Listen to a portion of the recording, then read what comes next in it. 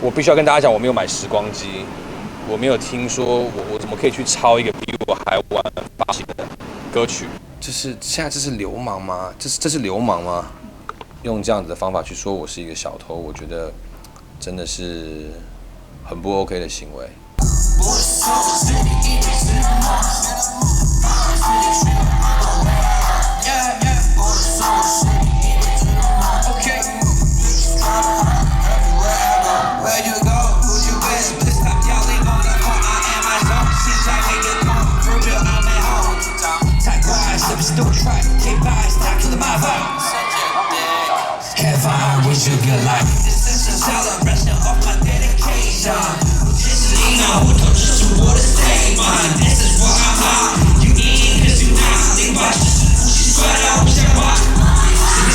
我必须要跟大家讲，我没有买时光机，我没有听说我怎么可以去抄一个比我还晚发行的歌曲。那其实我有很多话想讲，但我觉得现在对我来讲，我还是想要 focus 在正面的事情。但我希望大家媒体朋友们，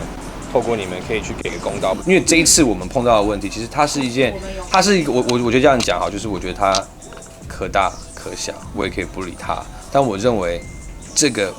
是有关于你们，也有关于我，这是大家在这个圈子，我觉得怎么会现在变成是？我觉得以前也没有这样子，就是他已经完全是混淆视听，然后他没有理我们的回应，而且我们是有铁证实证，我觉得这个已经是另外一个 level 的，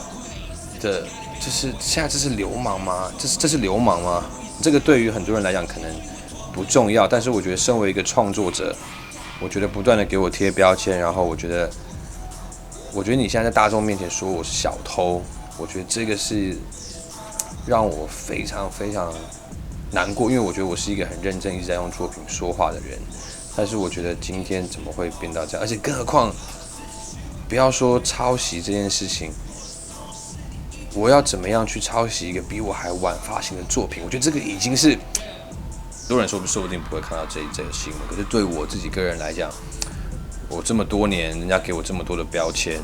我都保持沉默，因为我觉得我要透过我的行动跟我的作品去说话，一次两次